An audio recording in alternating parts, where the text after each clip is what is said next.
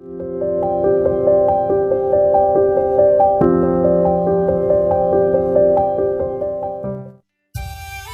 Nggine last episode. Miyoibagi wakhalsi achum arandi khangdana tariba paw aduna achumbani khanduna leiri. Nungi waridi kanana su khangbiba natte. Hanil hoigi imungda thoklibadu moibu nungsidaba miyoi kharanadi tawramgani huralangani haiduna ngangnarami. Makhoi mayamdugi marakta thajusu amani. Miwa khara ngangnaba yaba ngangnaruraga Thazadu mayumda sahum amaga loinana laktuna mapuroibabu laktuna kawraklame. Tabro, mapa, tabro. Thabak tawramliba mapuroibadu khangprek he khangi. Manina.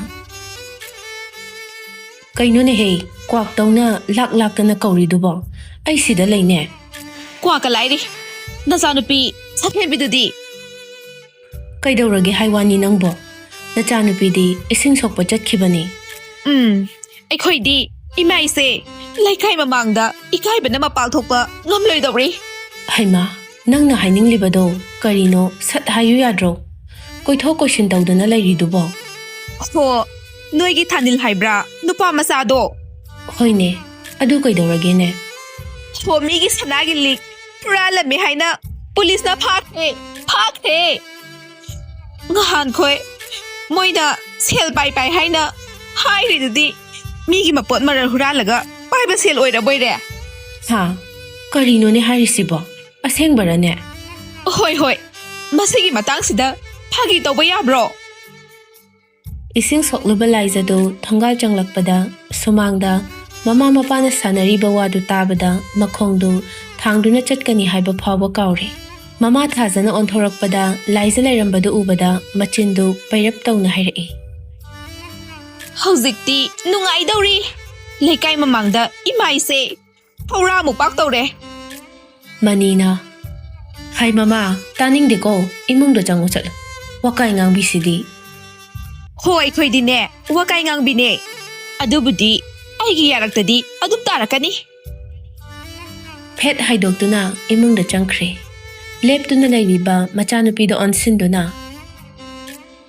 Laija, ichagidamak pabung lairiba sidi. Karigi ichana nungsuk nungjangaribano. Thingatuna lairamba mitlu pirangdu khamba tawdana maning tamna chenthakhrasanu khallamale. Leptuna tahalai. Babu. Ipa hayimak chatunane. Thanilgi mamaga wari saruke. Ipa na thazaine he. Thanildu adugumba mingchat thigadaba thabak tawrui haibasi. Babu. Ay babu naninge. Ay bago na hanmiyo. Hoi. Changu. Nathau tawzaruro. Ipana ne ichagi ningba thunghangani. Asomdana malemdu kaptuna leiri. Lemba mamana kapliba adu themjin wahai oina asumna hairei. Ima, ekhoi tamodo, karishu tawramoi. Imana sumkaptuna leirabadi, nasado, soklani. Imana sonduna leirabadi, nacha khoidi, kari oihogani. Atomba, nangi na yambado. Kanada su, lalaktribani ne. Aikri imong sida, hogli ba se. Ima tamoy se pubangamdre. Ima sangawi onthore ne atomba. Ima, kapkanu se. Manaw ay nasoydana tamo bulak thokani se. Kaplanu ba ima? Tanja aduda maniso pau hangbalak lamme. Lemba na. Mama, changbiro. Sida pambiyo.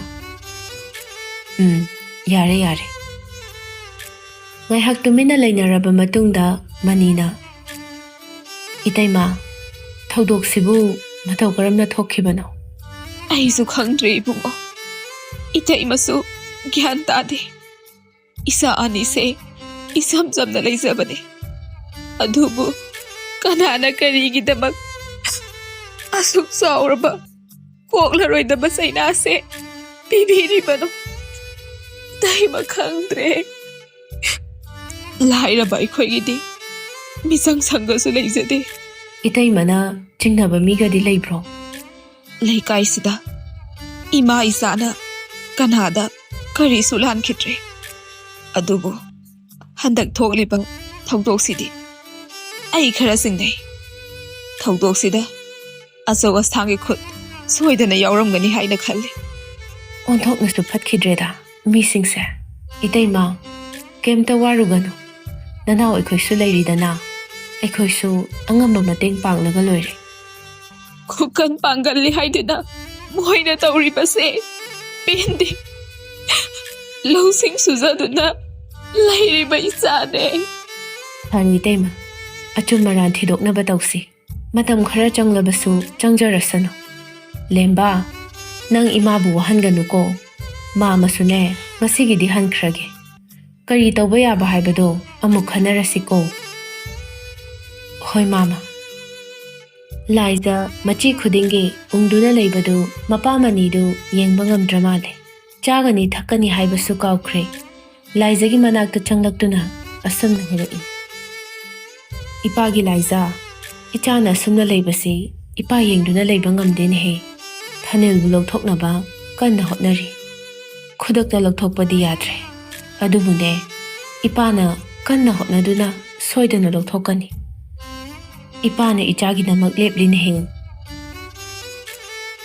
ꯂꯥꯏꯖ ꯃꯃꯤꯠꯇꯒꯤ ꯃꯄꯤꯗꯤ ꯂꯦꯞꯇꯅ ꯇꯥꯔꯤ, ꯑꯗꯨꯕꯨ ꯃꯥꯒꯤ ꯃꯆꯤꯟꯗꯒꯤ ꯋꯥꯍꯩ ꯑꯃ ꯐꯥꯎꯕ ꯉꯥꯡꯊꯣꯔꯛꯇ꯭ꯔꯤ꯫ ꯃꯆꯥꯒꯤ ꯃꯀꯣꯛꯇ ꯅꯨꯡꯁꯤꯅ ꯅꯥꯟꯊꯔꯗꯨꯅ ꯑꯁꯨꯝꯅ ꯑꯃꯨꯛ ꯍꯥꯏꯔꯛꯏ: ꯀꯞꯂꯅꯨꯁꯦ, ꯏꯆꯥꯗꯤ ꯊꯧꯅꯥ ꯂꯩꯕꯤ ꯑꯣꯏꯌꯨ꯫ ꯅꯪꯅ ꯀꯞꯇꯨꯅ ꯂꯩꯔꯕꯗꯤ ꯏꯄꯥꯁꯨ ꯄꯥꯡꯒꯜ ꯑꯃ ꯊꯣꯛꯇ꯭ꯔꯦ꯫ ꯐꯔꯦ ꯐꯔꯦ, ꯄꯣꯊꯥꯔꯣꯀꯣ꯫ ꯃꯄꯥꯒꯤ ꯋꯥꯍꯩꯗ ꯏꯆꯥꯗꯤ ꯊꯧꯅꯥ ꯂꯩꯕꯤ ꯑꯣꯏꯌꯨ ꯍꯥꯏꯔꯝꯕꯗꯨꯗ ꯂꯥꯏꯖꯗꯨ ꯀꯔꯤꯒꯨꯝꯕ ꯑꯃ ꯐꯥꯎꯔꯛꯇꯨꯅ ꯃꯥꯁꯨ ꯃꯇꯣꯝꯇ ꯁꯣꯜꯂꯤ꯫ ꯆꯨꯝꯃꯤ, ꯑꯩ ꯊꯧꯅꯥ ꯂꯩꯕꯤ ꯑꯣꯏꯒꯅꯤ꯫ ꯑꯩꯁꯨ ꯃꯥꯒꯤꯗꯃꯛ ꯀꯔꯤꯒꯨꯝꯕ ꯈꯔꯗꯤ ꯇꯧꯒꯅꯤ꯫ ꯃꯇꯝ ꯈꯔꯒꯤ ꯃꯇꯨꯡꯗ ꯂꯥꯏꯖꯗꯨ ꯗꯨꯀꯥꯟꯗꯒꯤ ꯍꯜꯂꯛꯄꯗ ꯈꯥꯕ ꯑꯃꯗꯤ ꯃꯥꯒꯤ ꯈꯣꯡꯕꯨꯅꯥꯏ ꯑꯣꯏꯔꯤꯕ ꯆꯤꯡꯈꯩ ꯊꯦꯡꯅꯔꯝꯃꯤ꯫ ꯂꯥꯏꯖ ꯍꯩꯅꯗꯕ ꯁꯛꯐꯝ ꯑꯃꯒ ꯂꯣꯏꯅꯅ ꯍꯟꯅ ꯐꯥꯎꯕ ꯌꯦꯡꯗꯅ ꯄ꯭ꯔꯞ ꯄ꯭ꯔꯞ ꯆꯠꯂꯤ꯫ ꯈꯥꯕꯅ: ꯆꯤꯡꯈꯩ, ꯑꯁꯤꯕꯨ ꯂꯥꯏꯖ ꯅꯠꯇ꯭ꯔꯣ? ꯃꯥꯅꯦ ꯏꯇꯥꯎ, ꯃꯥꯗꯤ ꯊꯥꯅꯤꯜꯒ ꯂꯨꯍꯣꯡꯅꯤ ꯇꯧꯔꯝꯕꯗꯣ ꯀꯥꯏꯔꯦꯅꯦ ꯍꯥ? ꯑꯗ ꯇꯥꯏꯅꯦ꯫ ꯑꯗꯣ ꯏꯇꯥꯎ ꯂꯧꯁꯤꯜꯂꯣꯗꯅ꯫ ꯃꯁꯛ ꯍꯥꯏꯔꯦ ꯐꯖꯩ, ꯏꯇꯥꯎꯒꯤꯅꯤ ꯍꯥꯏꯕꯗ ꯑꯣꯟꯊꯣꯛꯅꯕꯨ ꯆꯥꯅꯔꯅꯤꯅꯦ꯫ ꯑꯁꯦꯡꯕꯩꯕꯨ ꯆꯥꯟꯕꯨ ꯆꯥꯟꯅꯒꯗ꯭ꯔꯣ? ꯐꯥꯒꯤ ꯅꯠꯇꯦꯅꯦ, ꯑꯩꯅ ꯍꯥꯏꯔꯤꯁꯦ ꯌꯦꯡꯉꯨ, ꯑꯩ ꯇꯧꯒꯦ꯫ ꯑꯁꯤ ꯍꯥꯏꯔꯒ ꯂꯥꯏꯖꯅ ꯂꯥꯛꯂꯤꯕ ꯂꯝꯕꯤ ꯑꯗꯨꯗ ꯆꯤꯡꯈꯩꯅ ꯊꯠꯆꯤꯜꯂꯛꯇꯨꯅ: ꯂꯥꯏꯖ, ꯉꯥꯏꯈꯣꯅꯦ, ꯀꯩꯅꯣꯝꯇ ꯍꯥꯏꯒꯦ꯫ ꯄꯥ ꯆꯤꯡꯈꯩ, ꯁꯥꯎꯕ ꯌꯥꯗꯦ, ꯑꯩꯁꯦ ꯈꯔ ꯊꯨꯔꯕ꯫ ꯈꯥꯕꯅ: ꯀꯌꯥꯃꯨꯛ ꯑꯊꯨꯕ ꯊꯕꯛ ꯂꯩꯕꯒꯤꯅꯣ? ꯑꯩꯈꯣꯏ ꯊꯤꯟꯖꯔꯝꯃꯒꯦ꯫ ꯌꯥꯔꯅꯤ, ꯑꯩ ꯈꯣꯡ ꯄꯥꯜꯂꯦ, ꯑꯗꯨꯝ ꯆꯠꯆꯈꯤꯒꯦ꯫ ꯈꯥꯕꯅ: ꯋꯥꯍꯩ ꯐꯥꯎꯗꯤ ꯁꯦꯠꯇꯠꯂꯤꯅꯦ ꯏꯇꯥꯎ꯫ ꯆꯤꯡꯈꯩꯅ: ꯂꯥꯏꯖ, ꯁꯨꯝꯗꯧꯕꯅꯤ, ꯑꯩꯈꯣꯏ ꯏꯇꯥꯎꯅ ꯅꯪꯁꯦ ꯅꯨꯡꯁꯤꯖꯕ ꯀꯨꯏꯔꯕꯅꯤ꯫ ꯐꯣꯡꯗꯣꯛꯄꯒꯗꯤ ꯏꯉꯝ ꯉꯝꯗꯅ ꯂꯩꯔꯕ꯫ ꯋꯥꯗꯨ ꯇꯥꯕꯗ ꯂꯥꯏꯖ ꯃꯃꯤꯠꯇꯨ ꯏꯃꯨꯛ ꯉꯥꯡꯁꯤꯜꯂꯒ ꯆꯤꯡꯈꯩꯗ ꯈꯥꯅ ꯌꯦꯡꯗꯨꯅ ꯍꯥꯏꯔꯛꯏ: ꯑꯩꯁꯦ ꯀꯔꯤꯅꯤ ꯍꯥꯏꯅ ꯎꯔꯨꯔꯕꯒꯦ? ꯏꯌꯥꯗ ꯌꯥꯕ ꯃꯤ ꯑꯣꯏꯅ ꯎꯔꯨꯔꯕꯣ? ꯁꯣꯞꯅꯤꯡꯗ꯭ꯔꯗꯤ ꯑꯩꯒꯤ ꯂꯝꯕꯤ ꯊꯥꯗꯣꯛꯑꯣ, ꯅꯠꯇ꯭ꯔꯗꯤ ꯂꯩꯀꯥꯏ ꯇꯥꯅꯕ ꯂꯥꯎꯅꯤ꯫ ꯈꯥꯕꯅ: ꯅꯪ ꯅꯨꯄꯤꯅꯤ ꯍꯥꯏꯕꯁꯤꯗꯤ ꯀꯥꯎꯒꯅꯨ꯫ ꯄꯥꯈꯪ ꯑꯃꯅ ꯂꯩꯁꯥꯕꯤꯗ ꯅꯨꯡꯁꯤ ꯄꯥꯝꯃꯤ ꯍꯥꯏꯕꯁꯤ ꯌꯥꯗꯕ꯭ꯔꯣ? ꯌꯥꯗꯦ꯫ ꯀꯔꯤ ꯌꯥꯗ꯭ꯔꯤꯕ? ꯑꯩꯁꯦ ꯂꯨꯍꯣꯡꯗꯣꯏꯒꯤ ꯍꯥꯏꯅ ꯁꯤꯡꯅꯗꯨꯅ ꯂꯩꯔꯕꯅꯦ꯫ ꯈꯥꯕ ꯑꯃꯗꯤ ꯆꯤꯡꯈꯩꯗꯨ ꯌꯦꯡꯅꯗꯨꯅ ꯀꯟꯅ ꯍꯦꯛꯇ ꯅꯣꯛꯏ, ꯑꯗꯨꯒ ꯀꯔꯦꯝꯅꯅ ꯍꯥꯏꯔꯛꯏ: ꯊꯥꯅꯤꯜꯒꯔꯣ? ꯃꯥꯗꯤ ꯖꯦꯜꯗ ꯆꯪꯈ꯭ꯔꯗꯥꯏꯅꯦ? ꯑꯗꯨꯁꯨ ꯁꯅꯥ ꯍꯨꯔꯥꯟꯕꯒꯤ꯫ ꯆꯤꯡꯈꯩꯅ: ꯍꯣꯏꯅꯦ, ꯆꯍꯤ ꯀꯌా ꯂꯩꯔꯒ ꯊꯣꯛꯂꯛꯀꯅꯤ ꯍꯥꯏꯕꯁꯨ ꯈꯪꯗꯕ, ꯃꯄꯨꯟꯁꯤꯒꯤ ꯖꯦꯜꯗ ꯍꯋꯥꯏ ꯆꯥꯔꯒ ꯂꯩꯈꯤꯕꯁꯨ ꯀꯅꯥꯅ ꯈꯪꯕ꯫ ꯂꯥꯏꯖ, ꯄꯪꯒꯅꯨ, ꯑꯩꯈꯣꯏ ꯏꯇꯥꯎꯗ ꯂꯩꯖꯕ ꯍꯥꯏꯕꯁꯦ ꯅꯪꯒꯤꯗꯤ ꯅꯔꯥꯏꯕꯛ ꯌꯥꯝ ꯐꯔꯕꯅꯤ꯫ ꯑꯩꯅ ꯅꯉꯣꯟꯗ ꯂꯩꯕ ꯀꯥꯏꯗꯨꯗꯤ ꯃꯪꯗ ꯐꯥꯎ ꯃꯪꯉꯨꯅꯨ꯫ ꯅꯉꯣꯟꯗ ꯂꯩꯗꯣꯏ ꯁꯔꯨꯛ ꯄꯨꯟꯁꯤꯒꯤ yum pandrus toke. Asi haiduna anidubu inthokduna chatkre. Khabana asuk napal chawba pharaga oirasu nangda deina lobani. Logadabani ta. Asomdana courta raitanari. Tha ahum jail da leiba aduga jail dagi tholaklaga lupa lakh manga singba haina yanare. Nongma lembadu mayambabu unaba laklami. Tamo lemba imadi anai yaudabra. Yaudi tamo farm di kamaina tauri. Tamo nga singdo loina pharaga yonbada lupa lakh amaga makhai mukti sile. Nganu yen su chawre machaon ba phanayam na yauri. Pukri do nga thadadrabo. Thadai aheng tamona tholak pagha yon bayarani. Na chelai sadi kamdaw. Ichelai jasu thabai ingkhang kana suri. Ekhoyum da sulak tuna imagi mating yam na pangi. Hanel do momon khazik taw na asum na mo khairei. Yampai imabu wahan ganu ko. Mapan lomdagi security guard aduna laroklame. Matam loire. Chatlo cho. Hoy tamo. Numidang wairamgi matamni. Laizadu langloba halakpagi lambida khaba hoigi party du thengnarame.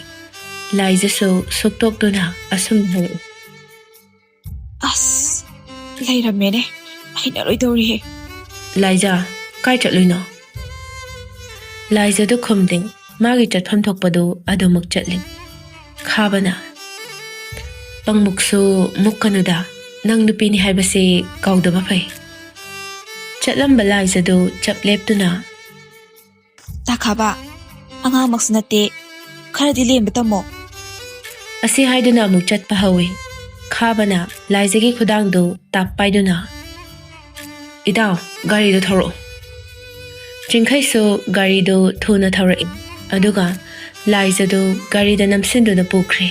Khuna do ki chidai da leiba lautang sangama da pusinduna nupi oibegi ikai khumnaba do manghanbiri. Hauzikti nang ay yoirabani. Fazana haibada yaramladi sigumase thoklamloi. Hauzikti nang ay galohong batabani. Nang nangasi ay bakudom salabaso. Ay nangonda leiba hadadi. Kalurano. Aduna nangi wani dana. Mathangi ayukni khaba hoigi ahal khara pau handok palaklami. Karibu thokadawriba ningol pokpi mapadi machagi apamba khanglabasu matang sidadi izat ki wafam oibana. Lohong batabani. Ahal masendu yanaraduna lohong naba walet nari. Manina. Ichanupidu kharangan nehek thenbir o ibai. Kesona. Ngantana thilakanida. Adubu mani. Nachanupidu masak nungsini he. Aidi lohong basi. Kuina leiba pamde ko. Hoi ba. Namit aphaba ma yenglaga kuthiyeng thokhalasi. Aduga thuna makhong nanaba. Nungaire. Adudi isen. Aikhoi amu chalukhige ko. Pao adum phongnasi. Nupi thilaklaba matungni. Nupa mayungi mi hanakrabada Laiza mapada sumna hairei. Babu aibu luhong bigano. Aibu khabada phabane. Ai mongoda leiba ngamoy. Ichagi narai bakse. Unthok nasu thikreda ko ipagi bema. Ipawa haike. Haujikti lekai mamangda nangsing. Chilure khanglabani. Ipana ichagi thamoy khanglabasu ipa upai leruidori. Nang ipagi izati nga uko. Wafam kharasi hairam laga thokre. Laizadi pena kapchari.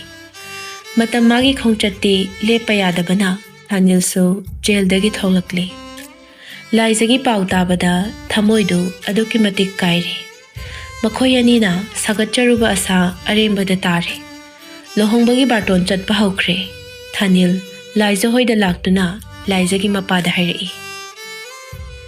Babung, ai Laizaga mukta unazaki. Babung na ayaba pibiyo. Nacha ahen bakari su haijaroi. ꯊꯥꯅꯤꯜꯒꯤ ꯃꯇꯧꯗꯨ ꯌꯦꯡꯕ ꯅꯨꯡꯉꯥꯏꯇ꯭ꯔꯤ꯫ ꯃꯅꯤꯅ ꯏꯄꯥꯅ ꯀꯩꯗꯧꯕꯒꯤ ꯌꯥꯔꯣꯏꯗꯧꯔꯤꯕꯅꯣ? ꯊꯥꯅꯤꯜ, ꯍꯧꯈꯤꯕ ꯋꯥꯔꯤꯕꯨ ꯀꯥꯎꯊꯣꯛꯄ ꯇꯝꯃꯨꯀꯣ꯫ ꯂꯥꯛꯑꯣ ꯂꯥꯛꯑꯣ꯫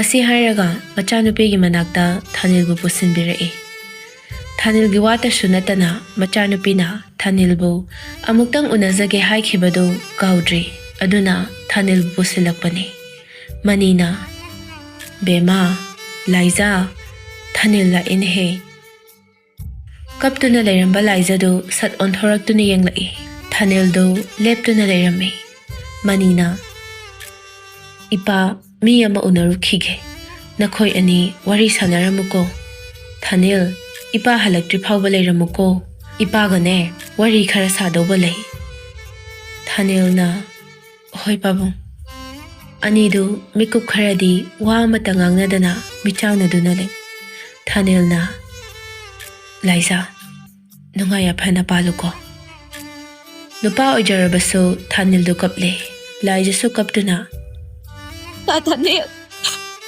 ꯑꯩ ꯂꯥꯟꯗꯤ ꯂꯥꯟꯈꯤꯗꯕꯅꯦ꯫ ꯑꯩꯁꯨ ꯈꯪꯉꯤ, ꯅꯪꯒꯤ ꯄꯥꯎ ꯂꯣꯏꯅ ꯇꯥꯔꯦ꯫ ꯑꯗꯨꯕꯨ ꯍꯧꯈ꯭ꯔꯕꯗꯤ ꯍꯧꯈ꯭ꯔꯦ꯫ ꯂꯥꯛꯀꯗꯧꯔꯤꯕ ꯑꯅꯧꯕ ꯂꯝꯕꯤꯁꯤꯗ ꯅꯪ ꯌꯥꯏꯐꯕꯤꯗ ꯑꯣꯏꯌꯨꯀꯣ꯫ ꯊꯥꯅꯤꯜ꯫ ꯅꯣꯡꯃ ꯅꯨꯃꯤꯗꯥꯡ ꯑꯃꯗ ꯊꯥꯅꯤꯜꯅ ꯂꯩꯔꯛꯈꯤꯕ ꯅꯥꯆꯣꯝꯗꯨ ꯄꯨꯊꯣꯔꯛꯇꯨꯅ, ꯃꯁꯤ ꯅꯤꯡꯁꯤꯡꯂꯤꯕ꯭ꯔꯥ? ꯂꯥꯏꯖꯥꯗꯨ ꯌꯦꯡꯂꯛꯏ꯫ ꯅꯤꯡꯁꯤꯡꯂꯤ ꯍꯥꯏꯕꯒꯨꯝ ꯃꯀꯣꯛꯇꯨ ꯅꯣꯝꯃꯤ꯫ ꯅꯪꯅ ꯑꯩꯈꯣꯏꯗ ꯂꯩꯔꯕ ꯃꯇꯝꯗ ꯏꯈꯨꯠꯁꯤꯅ ꯅꯨꯡꯁꯤꯅ ꯄꯥꯝꯃꯨꯅ ꯅꯪꯒꯤ ꯅꯥꯞꯄꯗ ꯆꯤꯟꯖꯒꯦ ꯍꯥꯏꯗꯨꯅ ꯊꯝꯂꯛꯄꯅꯤ꯫ ꯑꯗꯨꯕꯨ ꯍꯧꯖꯤꯛꯇꯤ ꯃꯁꯤꯒꯤ ꯅꯥꯆꯣꯝꯁꯦ ꯑꯩꯒꯤ ꯅꯥꯛꯇ ꯊꯝꯕꯗ ꯃꯇꯤꯛ ꯆꯥꯗ꯭ꯔꯦ ꯂꯥꯏꯖꯥ꯫ ꯑꯩꯒꯤꯗꯤ ꯅꯪꯉꯣꯟꯗ ꯀꯔꯤꯁꯨ ꯄꯤꯅꯤꯡꯉꯥꯏ ꯂꯩꯇꯦ꯫ ꯅꯪꯅ ꯅꯥꯆꯣꯝꯁꯦ ꯂꯧꯁꯤꯟꯕꯤꯌꯨ, ꯅꯪꯃꯛꯅꯤ ꯈꯟꯅ ꯊꯝꯂꯛꯄꯅꯤ꯫ ꯁꯦ, ꯅꯥꯆꯣꯝꯁꯦ ꯅꯪꯒꯤꯅꯤ꯫ ꯑꯅꯤꯗꯨ ꯀꯞꯃꯤꯟꯅꯕ ꯌꯥꯕ ꯀꯞꯃꯤꯟꯅꯔꯤ꯫ ꯂꯥꯏꯖꯥꯅ, ꯉꯁꯤ ꯍꯥꯏꯕ ꯅꯨꯃꯤꯠꯁꯦ ꯍꯧꯈꯤꯅꯤ ꯈꯟꯕꯗ ꯑꯩ ꯌꯥꯝꯅ ꯋꯥꯔꯦ ꯊꯥꯅꯤꯜ꯫ ꯄꯨꯡꯐꯝꯁꯨ, ꯃꯤꯅꯤꯠꯁꯨ, ꯁꯦꯀꯦꯟꯁꯨ ꯑꯃꯠꯇ ꯆꯦꯟꯅꯗꯅ ꯂꯦꯡꯗꯅ ꯑꯗꯨꯃꯛ ꯂꯩꯍꯟꯅꯤꯡꯉꯦ꯫ ꯀꯔꯤꯒꯨꯝꯕ ꯃꯊꯪ ꯃꯄꯣꯛꯇ ꯂꯩꯔꯝꯕ ꯇꯥꯔꯕꯗꯤ ꯊꯥꯅꯤꯜ, ꯅꯪꯒ ꯑꯩꯒ ꯅꯨꯡꯁꯤꯠ ꯄꯟꯊꯨꯡ ꯌꯧꯃꯤꯟꯅꯁꯦ꯫ 이것 빨리나 보내유고. ꯑꯅꯤꯜꯗꯨ ꯀꯨꯏꯅ ꯂꯩꯊꯕ ꯄꯥꯝꯗ꯭ꯔꯗꯨꯅ, ꯂꯥꯏꯖꯥ, ꯅꯕꯨꯡꯃꯛꯅꯤ ꯈꯜꯂꯨ, ꯍꯧꯖꯤꯛꯇꯤ ꯑꯩꯁꯨ ꯅꯪꯕꯨ ꯏꯆꯜꯃꯛꯅꯤ ꯈꯜꯂꯒꯦ꯫ ꯅꯀꯣꯛ ꯐꯥꯎꯕ ꯆꯤꯛꯀꯅꯨꯀꯣ, ꯑꯩ ꯆꯠꯂꯨꯈꯤꯒꯦ꯫ ꯍꯥꯏꯅꯈꯤꯕꯒꯤ ꯃꯇꯨꯡ ꯏꯟꯅ ꯂꯨꯍꯣꯡꯕ ꯅꯨꯃꯤꯠ ꯑꯣꯏꯔꯝꯃꯤ꯫ ꯂꯨꯍꯣꯡꯕ ꯂꯣꯏꯔꯗꯨꯅ ꯃꯄꯥꯝ ꯂꯝꯗꯝ ꯊꯥꯗꯣꯛꯂꯝꯗꯥꯏ ꯃꯃꯥꯕꯨ ꯈꯨꯔꯨꯝꯖꯔꯝꯃꯤ꯫ ꯉꯁꯤꯗꯤ ꯊꯥꯖꯁꯨ ꯄꯦꯜꯂꯛꯇ꯭ꯔ ꯃꯥꯜꯂꯦ꯫ 이마기 비에만 라이자. 낭 이마부 와라우가누고. 낭원다. 아이나 떠오르다봐. 그야 떠오크레. 항상 각다다. 이마 닝암다봐 파오리네. 마탕 모기 맛복다디. 낭부 이마기. 이북토기 이사오이나 팡사겠고. 마, 아이부 행복비바 이마 어이사겠고 이마. 이사디 나꼭 파오바 시까누고 농아야이 펴밀 더워유고 이비엠마. ꯊꯣꯏꯕꯤꯅ ꯊꯥꯖꯕ ꯄꯨꯊꯣꯔꯛꯇꯨꯅ ꯅꯨꯄꯥ ꯃꯌꯨꯝꯗ ꯊꯤꯟꯅꯅꯕꯒꯤꯗꯃꯛ ꯄꯨꯈ꯭ꯔꯦ꯫ ꯂꯝꯕꯤꯒꯤ ꯃꯇꯥꯏ ꯑꯃꯗ ꯂꯦꯞꯇꯨꯅ ꯊꯥꯅꯤꯜꯅ ꯂꯥꯏꯖꯥꯕꯨ ꯑꯔꯣꯏꯕ ꯑꯣꯏꯅ ꯌꯦꯡꯖꯗꯨꯅ ꯃꯃꯤꯠ ꯑꯅꯤꯗꯨ ꯄꯤꯅ ꯏꯆꯣꯠ ꯆꯣꯠꯇꯨꯅ ꯂꯩꯔꯤ꯫ ꯂꯦꯞꯄ ꯂꯩꯇꯅ ꯃꯅꯤꯡꯇꯝꯅ ꯆꯦꯟꯊꯔꯤ꯫ ꯍꯞꯇꯥ ꯑꯃ ꯍꯧꯈ꯭ꯔꯦ꯫ ꯅꯥꯎꯕꯤ ꯂꯦꯝꯕꯒꯤ ꯃꯅꯥꯛꯇ ꯂꯥꯛꯇꯨꯅ, ꯗꯥꯂꯦꯝꯕ, ꯊꯣꯛꯂꯤꯕ ꯊꯧꯗꯣꯛꯁꯤꯡꯁꯤꯕꯨ ꯀꯔꯤꯅꯣ? ꯑꯩ ꯒ꯭ꯌꯥꯟ ꯇꯥꯗ꯭ꯔꯦ꯫ ꯂꯥꯏꯔꯕ ꯑꯩꯈꯣꯏꯒꯤꯗꯃꯛ ꯀꯅꯥꯅ ꯆꯣꯡꯊꯣꯛꯄꯤꯔꯛꯀꯅꯤ? ꯅꯥꯎꯕꯤ, ꯉꯁꯤ ꯅꯪ ꯑꯩ ꯎꯅꯔꯤꯕꯁꯤꯅ ꯑꯔꯣꯏꯕ ꯑꯣꯏꯁꯤ꯫ ꯁꯤꯒꯤ ꯋꯥꯍꯩꯁꯦ ꯇꯥꯅꯕ꯭ꯔꯥ? ꯑꯩꯅ ꯅꯪꯕꯨ ꯅꯨꯡꯁꯤꯔꯨꯕꯁꯦ ꯑꯩꯈꯣꯏ ꯇꯥꯃꯣꯒꯤ ꯃꯥꯌꯣꯛꯇ ꯂꯦꯞꯄ ꯄꯥꯝꯗ꯭ꯔꯦ ꯅꯪꯁꯨ ꯅꯪꯒꯤ ꯂꯝꯕꯤꯗ ꯆꯠꯂꯣ ꯑꯩꯁꯨ ꯑꯩꯒꯤ ꯂꯝꯕꯤꯗ ꯆꯠꯈ꯭ꯔꯒꯦ ꯅꯥꯎꯕꯤ ꯑꯩ ꯆꯠꯂꯒꯦ ꯅꯪ ꯑꯩꯕꯨꯗꯤ ꯋꯥꯔꯧꯒꯅꯨ ꯂꯥꯏꯖꯅ ꯂꯨꯍꯣꯡꯈꯤꯕ ꯑꯗꯨꯗ ꯂꯩꯀꯥꯏꯒꯤ ꯃꯤꯋꯥ ꯉꯥꯡꯅꯒꯟꯕꯤ ꯈꯔꯅ ꯊꯥꯅꯦꯜꯒꯤ ꯃꯔꯝꯗ ꯉꯥꯡꯅꯔꯝꯃꯤ ꯊꯥꯅꯦꯜꯗꯨ ꯂꯩꯀꯥꯏ ꯑꯗꯨꯒꯤ ꯃꯤꯅ ꯉꯥꯡꯅꯔꯤꯕꯗꯨ ꯇꯥꯕ ꯉꯝꯗ꯭ꯔꯦ ꯖꯦꯜꯗ ꯆꯪꯂꯨꯔꯕ ꯍꯨꯔꯥꯟꯕ ꯃꯤꯅꯤ ꯍꯥꯏꯗꯨꯅ ꯃꯔꯥꯜꯁꯨ ꯂꯩꯇꯅ ꯃꯔꯥꯜꯁꯨ ꯄꯤꯕꯤꯔꯤ ꯑꯗꯨꯅ ꯂꯥꯏꯖꯁꯨ ꯃꯤꯒꯤ ꯑꯣꯏꯈꯤꯕꯅꯤ ꯍꯥꯏꯗꯨꯅ ꯃꯆꯤ ꯃꯆꯤ ꯈꯨꯗꯤꯡꯒꯤ ꯆꯤꯕꯣꯟ ꯉꯥꯡꯅꯕꯗꯨ ꯏꯀꯥꯏ ꯅꯨꯡꯁꯤ ꯌꯥꯅꯗꯨꯅ ꯃꯈꯨꯠꯇ ꯀꯔꯤꯒꯨꯝꯕ ꯄꯣꯠꯁꯛ ꯑꯃ ꯄꯥꯏꯗꯨꯅ ꯐꯥꯔꯝ ꯃꯅꯨꯡꯗ ꯆꯪꯂꯛꯇꯨꯅ ꯄꯥꯏꯔꯤꯕ ꯄꯣꯠꯇꯨꯗ ꯃꯨꯟꯅ ꯌꯦꯡꯗꯨꯅ ꯀꯅꯥꯅꯁꯨ ꯑꯩꯒꯤ ꯑꯋꯥꯕꯁꯦ ꯀꯣꯛꯍꯟꯕ ꯉꯝꯗ꯭ꯔꯦ ꯑꯩꯒꯤ ꯑꯋꯥꯕ ꯀꯣꯛꯍꯟꯕ ꯉꯝꯒꯗꯕꯗꯤ ꯅꯪ ꯈꯛꯇꯅꯤ ꯅꯪꯅ ꯑꯩꯒꯤ ꯑꯋꯥꯕꯁꯦ ꯀꯣꯛꯍꯟꯕꯤꯌꯨꯀꯣ ꯄꯥꯏꯔꯤꯕ ꯂꯤꯛꯂꯤ ꯃꯆꯥꯗꯨ ꯃꯈꯨꯝ ꯍꯥꯡꯗꯣꯛꯇꯨꯅ ꯂꯤꯛꯂꯤꯗꯨꯗ ꯌꯥꯎꯔꯤꯕ ꯍꯨ ꯑꯗꯨ ꯂꯣꯏꯅꯃꯛ ꯊꯛꯆꯤꯟꯈ꯭ꯔꯦ ꯉꯥꯏꯍꯥꯛꯀꯤ ꯃꯇꯨꯡꯗ ꯃꯕꯨꯛꯇꯨ ꯆꯥꯛꯄꯅ ꯊꯔꯣ ꯑꯣꯟꯗꯨꯅ ꯋꯥꯅ ꯈꯥꯡꯂꯤ ꯀꯟꯕꯤꯅꯕꯅꯤ ꯍꯥꯏꯗꯨꯅꯁꯨ